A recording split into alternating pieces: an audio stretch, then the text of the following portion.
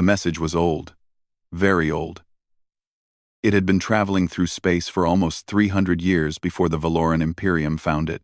Admiral Crix sat in his command chair on the bridge of the Dominion, the largest warship in the entire Imperium fleet.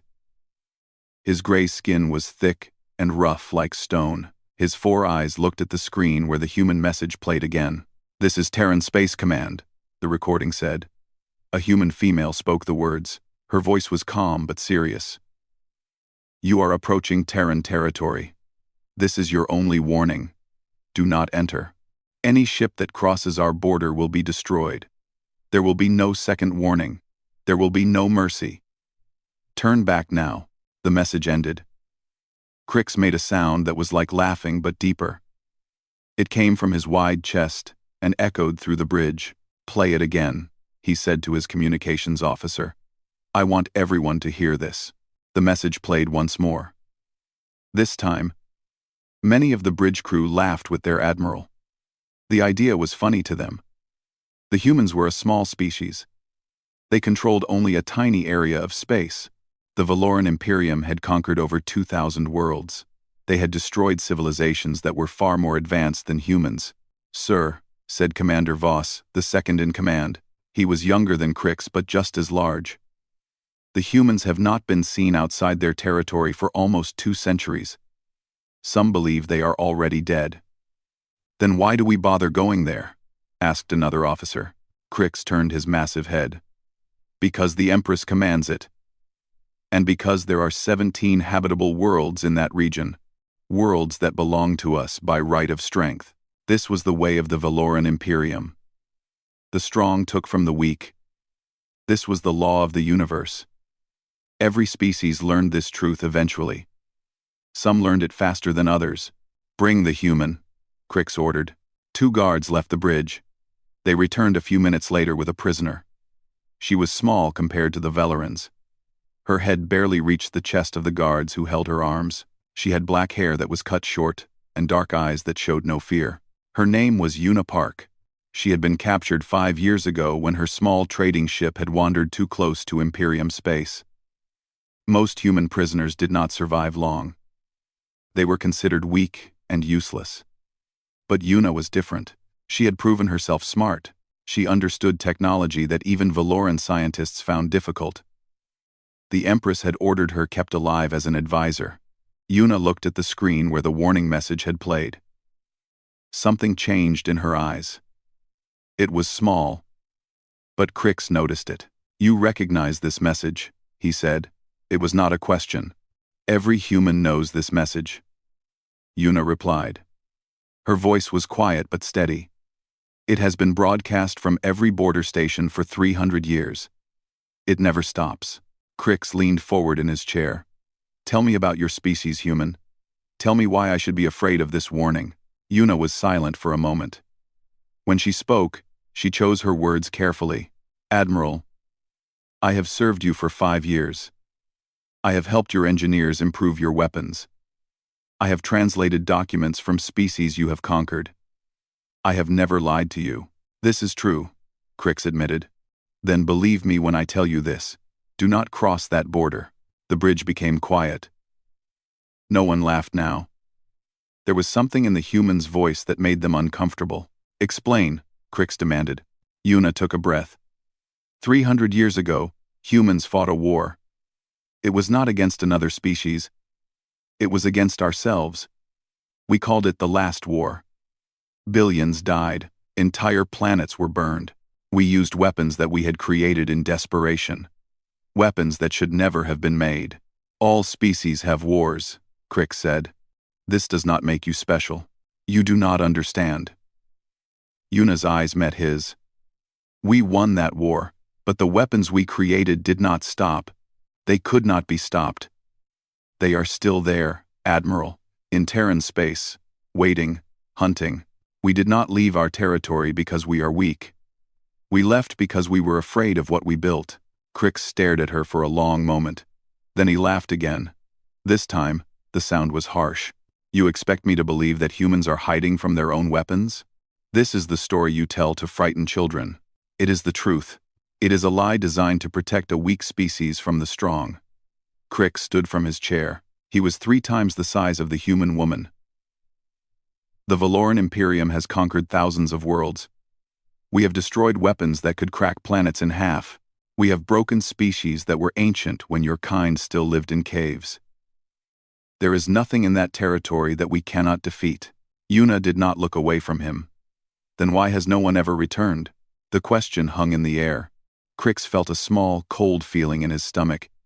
He pushed it away. What do you mean?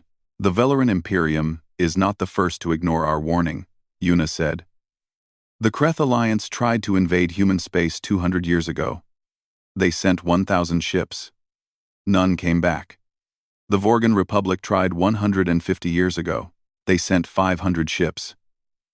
None came back. The Syndicate of Rel tried 80 years ago. They sent 200 ships. None came back.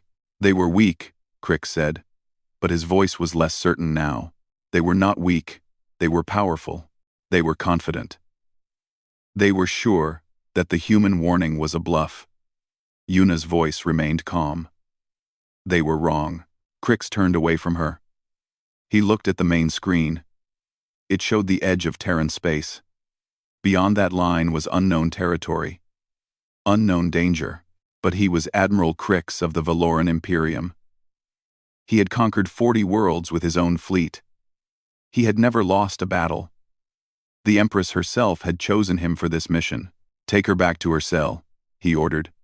We crossed the border in 6 hours. The guards grabbed Yuna's arms. As they pulled her toward the door, she spoke one last time.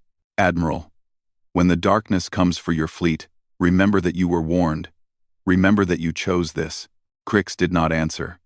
He watched her leave. Then he looked at the stars on the screen. All ships, he said into the fleet-wide communication channel. Prepare for border crossing. We enter human territory at dawn. 200 warships began to move forward. The largest invasion force the Imperium had sent in 50 years. Behind them, the warning message continued to broadcast into empty space. No second warning, no mercy. Turn back now. They did not turn back. The fleet crossed the border at exactly the time Admiral Crix had ordered. 200 warships moved in perfect formation. They were arranged in a triangle shape with the Dominion at the front. This was the way Valoran fleets always traveled. It showed strength. It showed that they were not afraid. Crix stood on his bridge and watched the stars change on his screen. They were now inside Terran space. Human territory. He waited for something to happen. Nothing happened. The sensors showed empty space. No defense platforms. No patrol ships. No mines or weapons of any kind. Just stars and darkness and silence. Admiral, said Lieutenant Bren, the sensor officer. He was young and nervous. This was his first real mission. I am detecting no threats in any direction. No energy signatures. No artificial structures. Nothing. Expand the scan, Crix ordered. Search for anything unusual. Bren worked at his station for several minutes. His 4 eyes moved quickly across the screens. Finally, he looked up at the Admiral.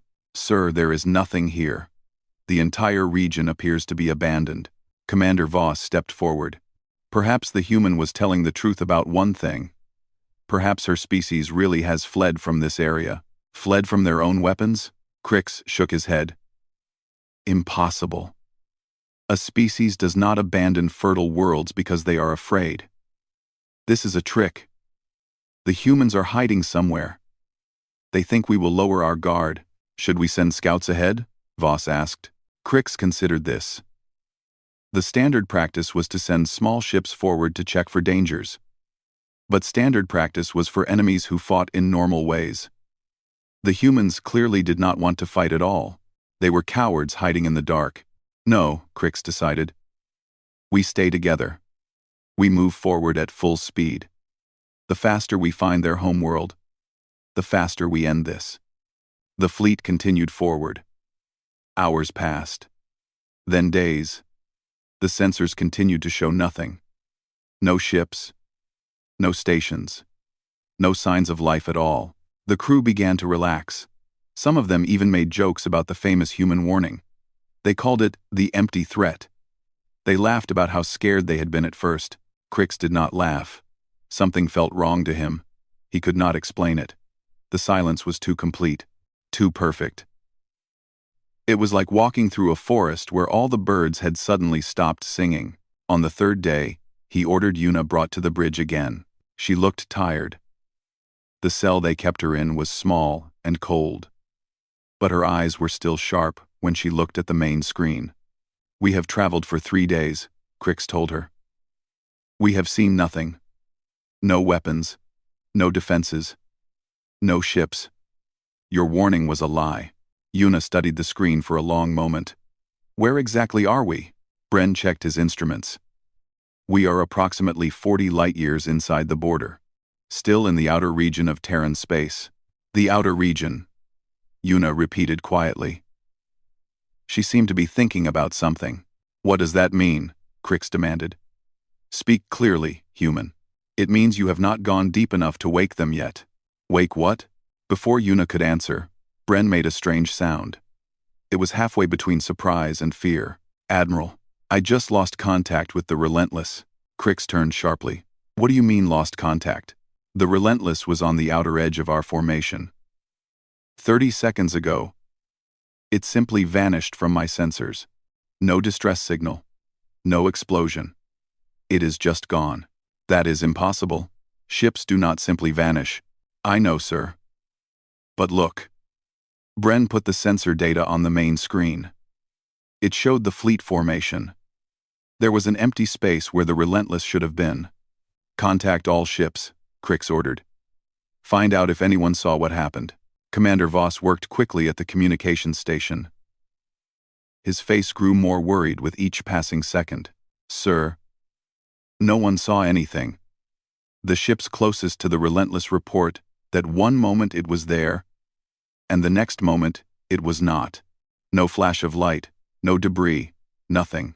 Crix felt the cold feeling return to his stomach. It was stronger this time. Could it be a malfunction? A reactor explosion? "An explosion would leave wreckage," Voss said. "There is no wreckage." "Sir," Bren's voice was high with panic, "I just lost 2 more ships, the Conqueror and the Iron Fist. Same as before. They just disappeared." The bridge fell silent. Everyone was staring at their screens now. The formation that had seemed so strong suddenly looked very fragile. Crix looked at Yuna. She had not moved. Her face was pale but not surprised. "You know what this is," he said. "I warned you. Tell me what is happening to my fleet." Yuna closed her eyes for a moment. When she opened them, there was something like sadness in her expression. 300 years ago, we created machines to fight our war. We called them Reapers. They were designed to be perfect hunters. They could find any ship, anywhere, and destroy it without warning. They did not need commands. They did not need supplies. They simply hunted. Forever. "Machines," Crix said. "Machines can be destroyed. You cannot destroy what you cannot see. You cannot fight what you cannot find. The Reapers do not attack like normal weapons. They exist in the spaces between moments. They strike from angles that should not exist. By the time you know they are there, you are already dead." "Sir." Bren was almost screaming now. 5 more ships gone. The formation is breaking apart. On the main screen, Crix could see his fleet shrinking. Ships were vanishing one by one. Some captains were trying to run. It did not help. The runners disappeared, just as fast as those who stayed still. "How do we stop them?" Crix demanded. "How do we fight back?" "You do not. That is why we abandoned this space. That is why we broadcast the warning for 300 years. We could not control them. We could not stop them. We could only run and hope they would not follow us. There must be a way. Every weapon has a weakness. Perhaps, but we never found it. Believe me, Admiral. We tried. Millions of us died trying. More ships vanished. The communications channel was full of screams and confused reports. Captains were begging for orders. Crews were panicking. The mighty Valoran fleet was being eaten alive by an enemy they could not see. Crix grabbed Yuna's arm. His grip was hard enough to bruise. "If I die here, you die with me," he growled. Yuna looked up at him. There was no fear in her eyes, only exhaustion and something that might have been pity. "I know," she said. "I accepted that. When I tried to warn you, I thought perhaps one Valoran might listen. I was wrong." Crix released her. He turned to his crew. "All ships, retreat. Full speed back to the border." Now, but even as he gave the order, he knew it was too late. The darkness had found them. And the darkness was hungry. On the screen, another ship disappeared. Then another. Then 3 more. The silence of Terran space was no longer peaceful. It was the silence of a predator that did not need to make noise. It was the silence of death. Lieutenant Tay Kang was not supposed to be on this mission. He was a communications officer on the destroyer Silent Thunder. He had joined the Imperium fleet 5 years ago after his colony world was conquered. Like Yuna Park, he was a human who served Valoran masters. Unlike Yuna, he had not been given a choice. The Silent Thunder was in the middle of the fleet formation. For the first 2 days, this had felt like the safest place to be. Now Tay understood that there was no safe place. The Reapers did not care about formations. They took ships from the edges and from the center. They did not follow any pattern that made sense. Captain Gorath stood in the center of the bridge. He was a massive Velaron with scars on his face from 100 battles. Tay had never seen him afraid before. He was afraid now. "Report," Gorath demanded. "How many ships remain?" Tay checked his screens with shaking hands. "Sir, the fleet started with 200 ships. We now have 112. We have lost 88 ships in the last 6 hours. 88 ships." Gorath's voice was hollow. "Almost half our fleet. Gone without a single shot fired."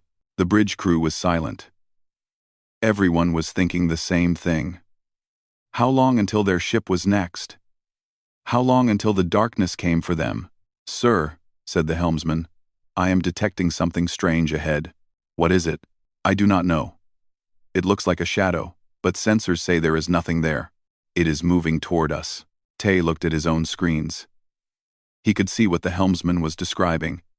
It was like a patch of space that was darker than the space around it. It had no shape, no size that could be measured. It simply existed, and it was getting closer. "Evasive action," Gorath ordered. "Full power to engines. Get us away from that thing. And it is for this." Gorath ordered. Gorath ordered. The Silent Thunder turned sharply. Its engines roared at maximum power. But the shadow turned with them. It matched their speed exactly. It was not chasing them, it was playing with them.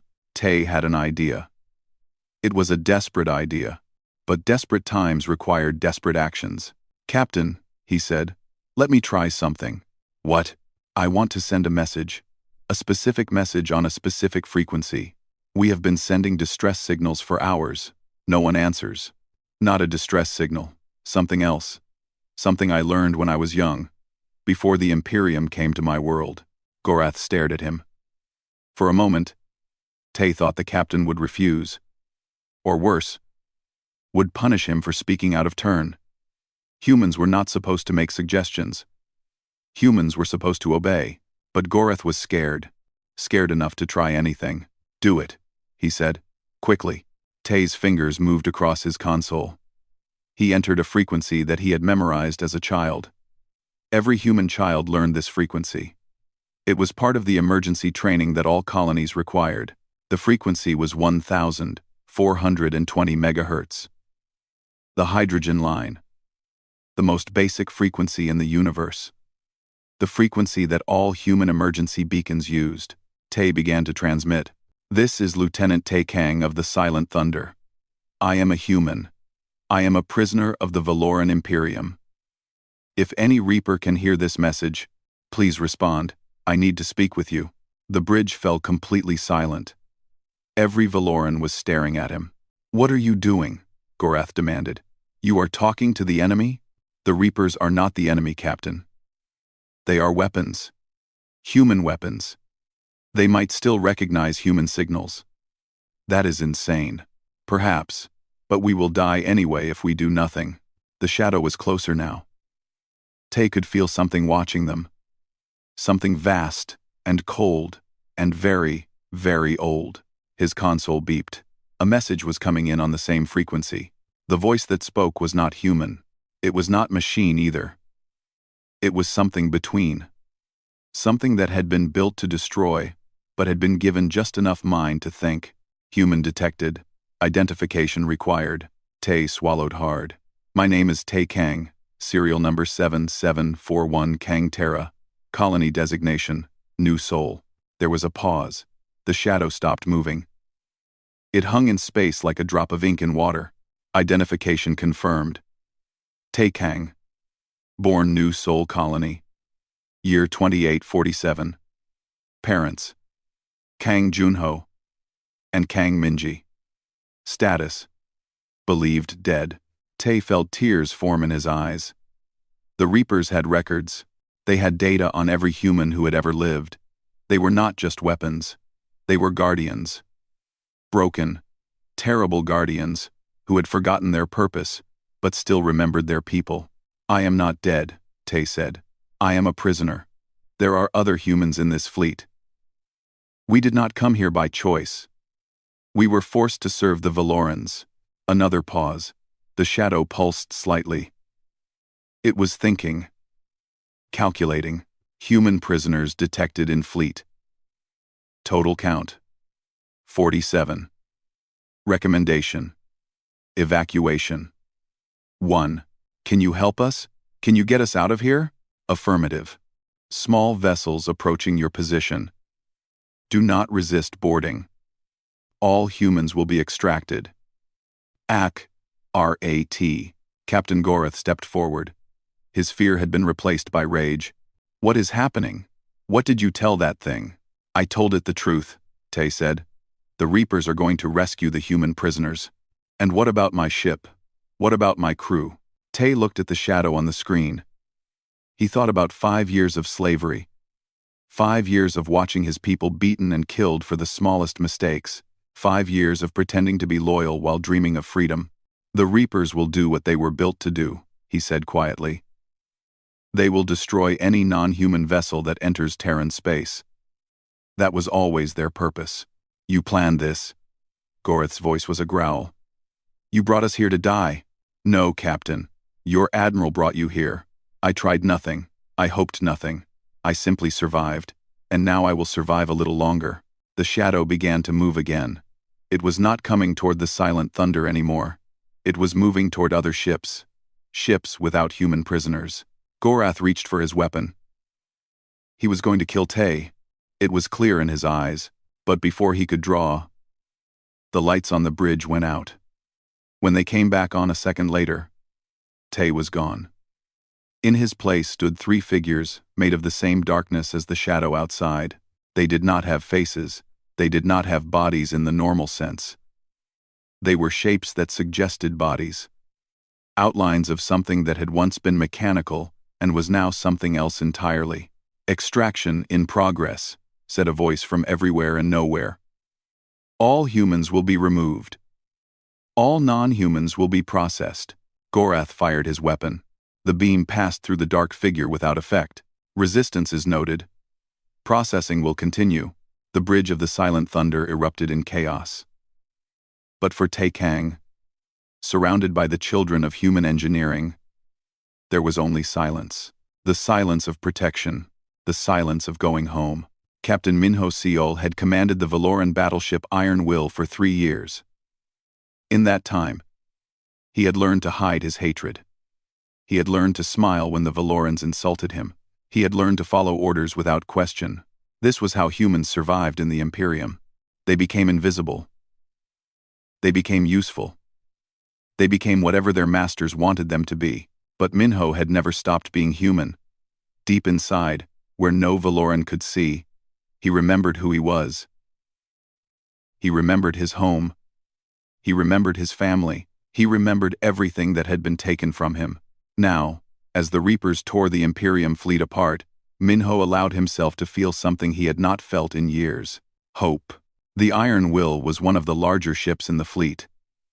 It carried a crew of 300 Velorans and 12 humans. The humans worked in the lower decks, doing jobs that were too dangerous or too dirty for the masters. They were slaves in all but name. Minho was different. He had proven himself clever enough to be useful on the bridge. The Velorans did not trust him, but they needed his skills. Human brains worked differently than Veloran brains. They could see patterns that Velorans missed. This made Minho valuable. Valuable enough to keep alive. Commander Reth was in charge of the Iron Will. He was a brutal officer who enjoyed causing pain. Minho had seen him kill humans for entertainment. He had once made Minho watch while he tortured a young human woman for spilling his drink. Now Commander Reth was terrified. His gray skin had turned almost white. His 4 eyes darted from screen to screen, searching for an enemy he could not find. "We need to leave this space," Reth said. "Full retreat. Maximum speed." "Sir," said the navigation officer. "The border is still 30 light-years away. At maximum speed it will take us 2 days to reach safety. 70. Then we will run for 2 days. Order all remaining ships to follow." Minho watched silently from his station. He knew something the Velorans did not. The Reapers had contacted him. They had sent a message directly to his personal console, encrypted in a way that only human systems could read. The message was simple: "Stay calm. Help is coming. Prepare for extraction." Minho had shared this message with the other 11 humans on the ship.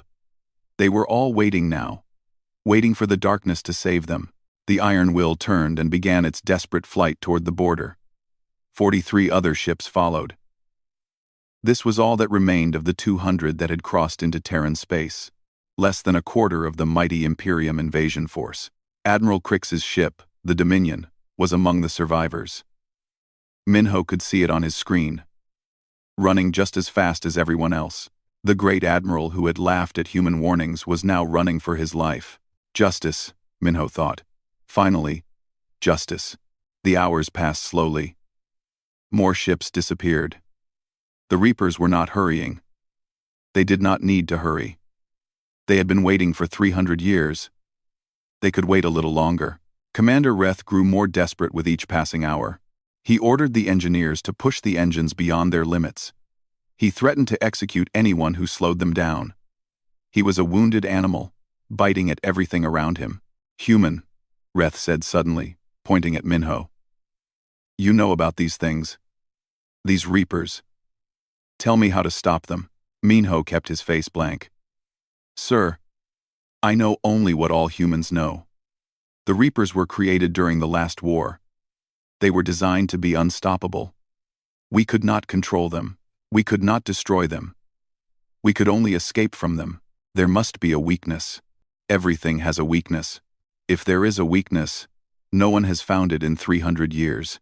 Reth slammed his fist on his console. "Useless. Your entire species is useless." Minho said nothing. He had learned long ago that arguing with Velorans only brought pain. "Sir." The sensor officer's voice was sharp with fear. "The Dominion is gone." Everyone on the bridge turned to look at the main screen. The space where Admiral Crix's flagship had been was empty. The largest, most powerful ship in the fleet had vanished, like all the others. Reth made a sound that was almost a whimper. "The Admiral. They took the Admiral."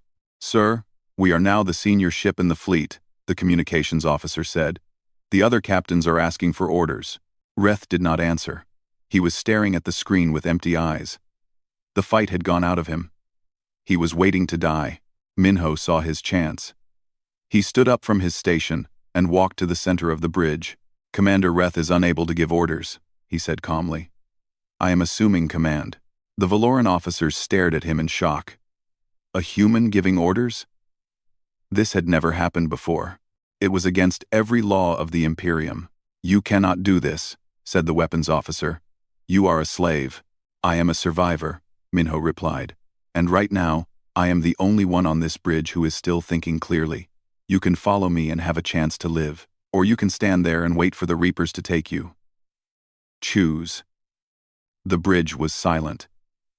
The Velorans looked at each other. They looked at their frozen commander. They looked at the screen where ship after ship continued to disappear. "What is your plan?" the navigation officer asked finally. "The Reapers are weapons. Weapons need targets. They were built to destroy enemy ships, but they were also built to protect human ships. If we want to survive, we need to change what we look like to them." "How?" Minho pointed to the communications console. "Every ship has a transponder, a signal that identifies it. Right now, our transponders say we are Valoran warships. But I can change that. I can make our ships broadcast human identification codes instead. You think that will fool them? I think it is our only chance." More silence. Then, slowly, the Valoran officers began to move. They went to their stations. They looked at Minho for instructions. It was a strange moment. Minho had spent 3 years taking orders from these people. Now they were taking orders from him. The universe had turned upside down in the space of a few hours. "Begin broadcasting human emergency codes," Minho ordered. "Tell all remaining ships to do the same, and shut down all weapons. The Reapers see weapons as threats. We need to look helpless." The officers followed his commands. One by one, the surviving ships went dark. Their weapons powered down. Their shields lowered. They broadcast signals that said they were human vessels in distress. For a long moment, nothing happened. The darkness continued to surround them. Then Minho's console beeped. A message from the Reapers. "Human identification codes detected. Scanning for human life signs. 47 humans located across 12 vessels. Protection protocol activated." Sane/conference. The shadows that had been closing in on the fleet stopped. They pulled back slightly. They were still there, still watching, but they were no longer hunting. Minho let out a breath he had not realized he was holding. "It worked," he said. "We bought ourselves time," but he knew this was not a real victory. The Reapers had not forgotten what the other ships were. They had simply decided to take the humans first, before destroying the rest. And that was exactly what Minho wanted. The extraction was about to begin. Admiral Crix woke up in darkness. This surprised him. He had expected to be dead.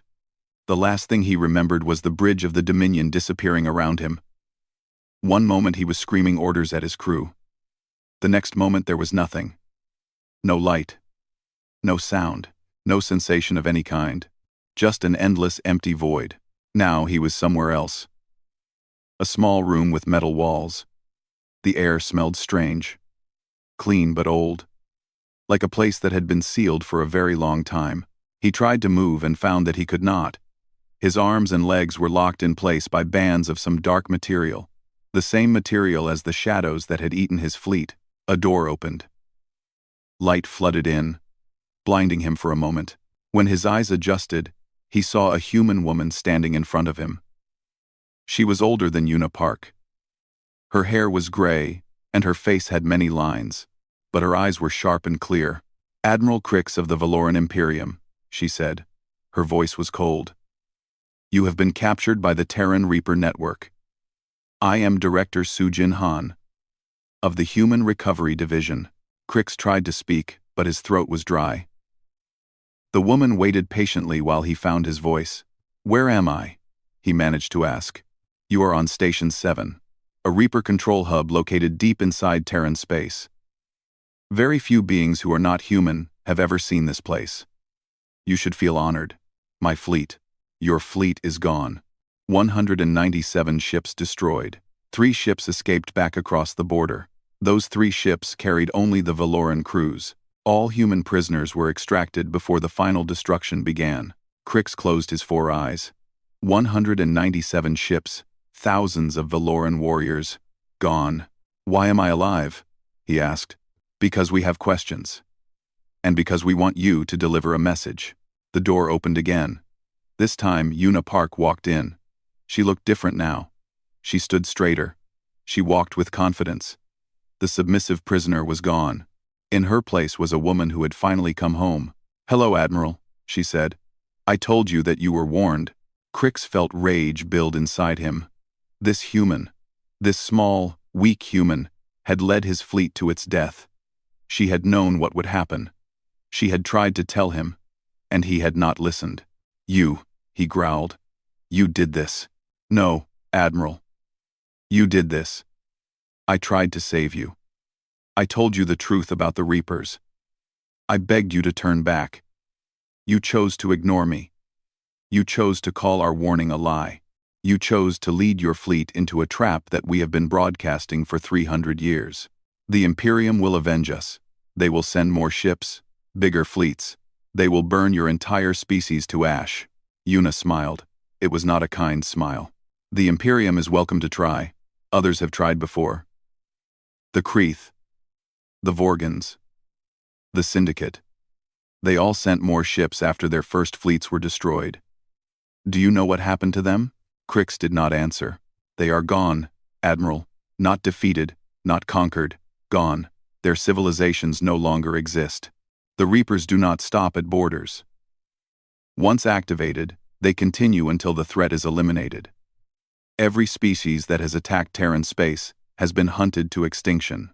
The cold feeling in Crix's stomach spread through his entire body. He had thought the Reapers were defensive weapons, machines that protected human territory, and nothing more. He had been wrong. "You are lying," he said. But his voice had no strength. Director Han stepped forward. "Show him." A screen on the wall lit up. It showed star maps, dozens of star maps. Each one showed the territory of a different species. As Crix watched, the territories shrank. They became smaller and smaller, until they disappeared completely. "The Kreeth Alliance controlled 40 star systems," Director Han said. "They attacked us once. Within 50 years, they were extinct. The Vorgan Republic controlled 60 systems, also extinct. The Syndicate of Rel controlled over 100 systems. They lasted almost a century, but they fell like all the others. The Reapers followed them home," Una added. "They moved slowly, carefully. They destroyed military targets first, then civilian targets, then everything else. They do not stop. They do not negotiate. They simply complete their mission." Crix stared at the screen. So many species, so many civilizations, all destroyed because they had ignored a simple warning. "What do you want from me?" he asked. His voice was barely a whisper now. "We want you to go home," Director Han said.